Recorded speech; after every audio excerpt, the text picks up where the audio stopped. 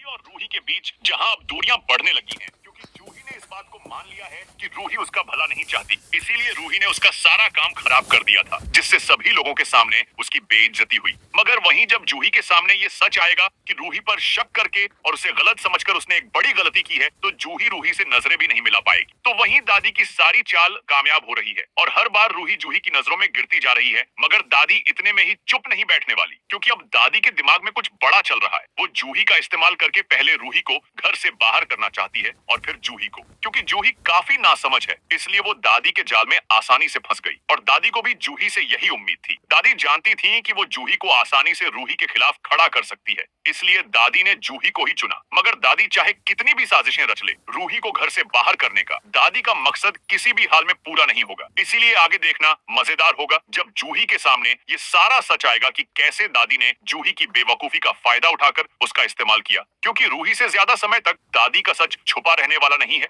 इसीलिए रूही जल्द ही जूही के सामने भी दादी